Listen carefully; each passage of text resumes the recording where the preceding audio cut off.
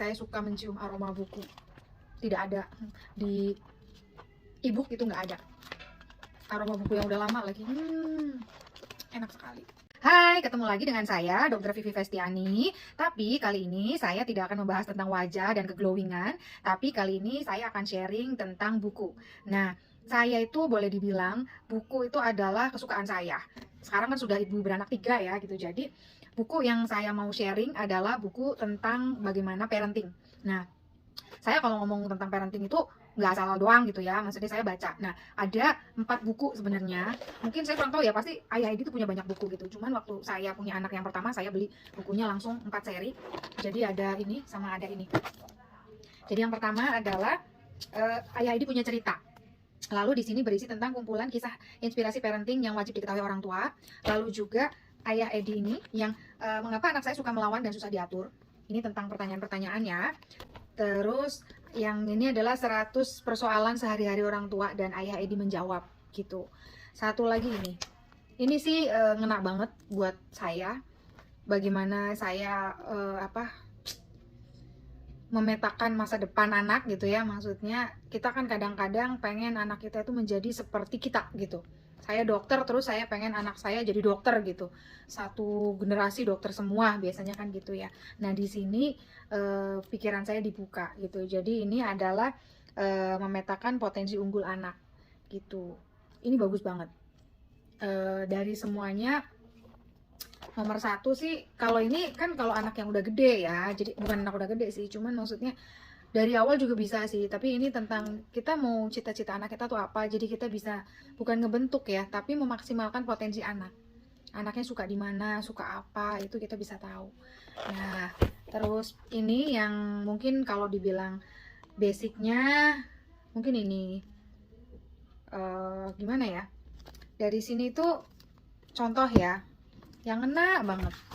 Yang enak banget tuh bahwa kita tuh suka nge-label anak-anak gitu. Kita tuh suka nge-label anak-anak kita bahwa jadi di sini tuh diceritakan bahwa kalau kekuatan kalimat positif itu ada dan kekuatan kalimat negatif juga ada.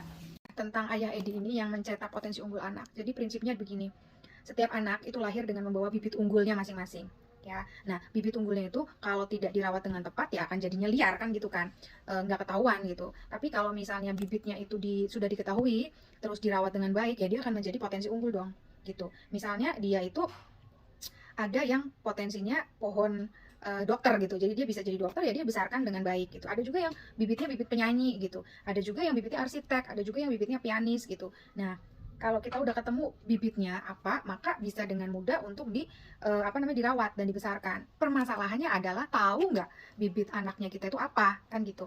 Nah, di sini tuh ada caranya. Bagaimana cara taunya? Yaitu sebenarnya setiap kali itu kita tuh harus mencoba. Saya selalu membuat catatan-catatannya. Jadi gini. Yang pertama, stimulasi dulu. Stimulasi, perkenalkan ke semua profesi. Baik itu mau ikut pameran, museum, olahraga. Nanti anak itu akan tahu mana yang dia suka.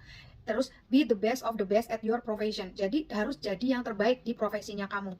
Terus yang kedua adalah buat daftar dan minat bakat. Misalnya, menari. Misalnya ya, bakatnya menari. Minatnya berapa? Minatnya seneng banget si Vio, misalnya menari, minat banget gitu. 5 gitu. 10 gitu. 1 sampai 10, 0 sampai 10. Tapi kita ngeliat nih bakatnya gitu ya. Bakatnya kayaknya kaku nih gerakannya gitu. Misalnya bakatnya misalnya 3 misalnya. Tapi konsistensi anaknya itu konsisten banget gitu. Itu konsistennya misalnya 10. Nah, itu jadi dibuat daftarnya. Menari, melukis. Lalu yang ketiga adalah uji coba minat bakat. Piano, dilesin dulu gimana anaknya, suka nggak, bosan nggak, mau latihan nggak. Nah, itu tuh harus 3 bulan sampai 1 tahun baru kita bisa ngomong bahwa ini anak mau apa enggak gitu, bakat apa enggak. Terus yang keempat adalah penajaman profesi. Penajaman profesi itu pengerucutan cita-cita. Jadi dia itu suka jadi soloist atau dia main tim, kerja tim. Terus temukan panutannya, tokoh panutannya apa, dan langkah-langkah pencapaiannya gimana. Maksudnya kalau emang kamu si anakmu tuh suka nyanyi, cari tokoh yang benar-benar penyanyi yang bagus gitu. Bukan carinya idolanya emaknya gitu kan, enggak gitu. Tapi cari idolanya yang paling bagus, the best of the best dari panutan tokohnya itu. Lalu yang kelima adalah make a life plan. Tahun berapa dia ingin mencapai cita-cita, di usia berapa. Habis itu kita petakan mau sekolah kemana, pelatihan, jurusan apa, nah itu. Terus kita juga harus ada review bulanan, apakah perlu pindah jalur, dan lain-lain. Mungkin seperti itu, yang lebih jelasnya lagi baca sendiri ya. Nah, di buku ini adalah Ayah Edi punya cerita. Jadi di buku ini menceritakan tentang kisah-kisah sih. Di sini ada 60 cerita yang inspiratif. Nah, ngena banget sih. Jadi contohnya adalah ada satu cerita di mana eh, apa ya? Ngena nih. If you want to be rich and happy, don't go to school. Gimana tuh? Jangan baca judulnya doang ya, tapi dibaca semuanya gitu ya. Jadi ini sindiran sih sebenarnya, sindiran kepada dunia pendidikan gitu. Jadi eh, kurikulum di sekolah itu kan kayak gitu aja gitu ya. Nah, tapi kita tidak bisa melihat potensi anak gitu. Jadi sebenarnya eh, gimana ya? Pandangan yang harus lebih terbuka lagi gitu bahwa anak itu harus happy, baik itu di rumah, baik di sekolah gitu kan, harusnya happy.